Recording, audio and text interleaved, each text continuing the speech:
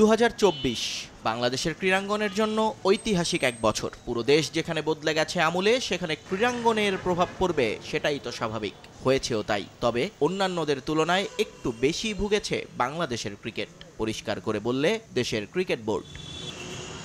তবে এ সব কিছুই বছরের শেষ দিককার কথা। চলুন শুরুটা একেবারে শুরু থেকে শুরু করি।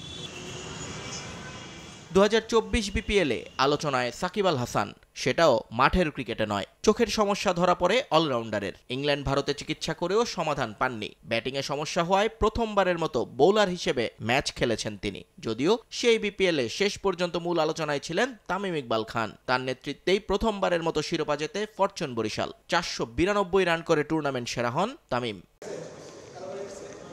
এবছর ক্রিকেটে আরও একটি ঘটনা ছিল আলোচনার শীর্ষে। 2023 বিশ্বকাপে বাজে পারফরমেন্সের তদন্ত রিপোর্ট, যেখানে আলাদা করে ক্রিকেটারদের সঙ্গে কথা বলা হয় নাসুমের চরকাণ্ড এবং তামিমের বাদ পড়া নিয়ে। যদিও সে রিপোর্ট আলোর মুখ দেখেনি আজও। তবে গণমাধ্যমে ছড়িয়ে যাওয়া বিভিন্ন আলোচনা থেকে জানা যায় সবকিছুর মূলে ছিলেন চন্ডিকা হাথুরুসিংহে।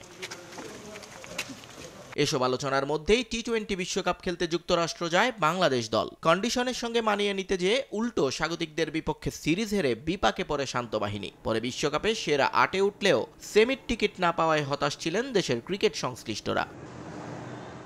এরপরই আসে সেই ক্ষণ যখন বদলে যায় বাংলাদেশ।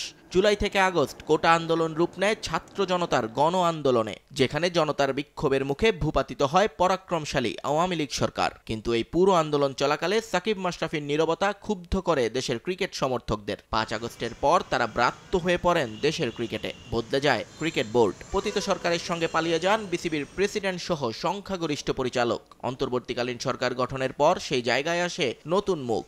যুব ও ক্রীড়া উপদেষ্টার দায়িত্ব নেন আসিফ মাহমুদ সজীব ভুইয়া। তার পরামর্শে ক্রিকেট বোর্ডের সভাপতির দায়িত্বে আসেন জাতীয় দলের সাবেক অধিনায়ক এবং সাবেক প্রধান নির্বাচক ফারুক আহমেদ। পরিচালক হন নাজমুল আবেদিন ফাহিম। বাদ পড়েন জালাল ইউনুস, সাজ্জাদুল আলম ববি। পদত্যাগ করেন খালেদ মাহমুদ সুজন এবং নাইমুর রহমান দুর্জয়রা। কিন্তু এই টানাপোড়েনে বাংলাদেশ হারায় নারী টি-20 বিশ্বকাপের স্বাগতিক হওয়ার সুযোগ। নিরাপত্তার অভাবে বাংলাদেশে ভ্রমণ করতে অনিচ্ছা প্রকাশ করে বেশিরভাগ অংশগ্রহণকারী দেশ। পরে বিশ্বকাপ নিয়ে যাওয়া হয় আরব আমিরাতে, যদিও হোস্ট রাইট ছিল বাংলাদেশের কাছেই। এর মাঝেই বাংলাদেশের পুরুষ ক্রিকেটাররা ঘটায় অসম্ভব এক ঘটনা। পাকিস্তানকে তাদের মাটিতে সাদা পোশাকে হোয়াইট ওয়াশ করেন শান্ত মিরাজরা, যার জন্য বিসিবির পাশাপাশি দলকে সংবর্ধনা দেন প্রধান উপদেষ্টা ডক্টর মোহাম্মদ ইউনুস। এরপর ভারত সিরিজে গিয়ে অবশ্য সে ফর্মের ধারাবাহিকতা ধরে রাখতে পারেননি টাইগাররা। সব ফর্মেট হেরে ধবল ধোলাই হন তারা। ভারত সফরের টেস্ট থেকে অবসরের ঘোষণা দেন সাকিব আল হাসান। জানান সাউথ আফ্রিকার বিপক্ষে ঘরের মাঠে খেলে অবসর নিতে চান তিনি। টি-20 থেকে অবসর নেন মাহমুদুল্লাহ রিয়াদ। তবে সাউথ আফ্রিকা সিরিজ শুরুর আগেই বড় এক ধাক্কা খায় টাইগার ক্রিকেট। চন্ডিকা হাথুরুসিংহেকে কোচের পদ থেকে সরিয়ে দেয় বিসিবি। নাসুমের চরকাণ্ডে তাকে শোকজও করা হয়। নতুন কোচ হিসেবে সাবেক উইন্ডিজ ক্রিকেটার ফিল সিমন্সের হাতে তুলে দেওয়া হয় শান্তদের দায়িত্ব। কোচ বদলালেও ভাগ্য বদলায়নি টাইগারদের। সাউথ আফ্রিকা সিরিজেও ভরাডুবি হয় বাংলাদেশের, কিন্তু সে সিরিজ মানুষ মনে রাখবে সাকিব আল হাসানের জন্য, কারণ তিনি দেশে আসবেন কি আসবেন না এ নিয়েই যে পুরো 2 দিন চলে মেগা সিরিয়াল। শেষ পর্যন্ত দেশে আসা হয়নি তার।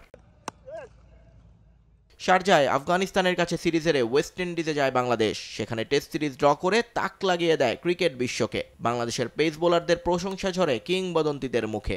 এরপর ওয়ানডে সিরিজ হারলেও টি-20তে ক্যারিবিয়ানদের হোয়াইট ওয়াশ করে বছরটা দারুণভাবে শেষ করে বাংলাদেশ ক্রিকেট দল। এর মাঝে বিসিবিতেও চলে কর্মযজ্ঞ। বিপিএল এর আগে এনসিএল টি-20 আয়োজন করে স্থানীয় ক্রিকেটারদের প্রশংসা কুড়ায় ফারুক আহমেদ বাহিনী। একই সঙ্গে বিপিএল এর মাস্কট, থিম সং প্রকাশ এবং ভিন্ন ভিন্ন ভেন্যুতে কনসার্টে জুলাই আগস্ট আন্দোলনের শহীদদের জন্য বিশেষ সম্মাননার ব্যবস্থা করেও প্রশংসিত হয় ক্রিকেট বোর্ড। নিয়ন মোহাইমিন, সময় সংবাদ।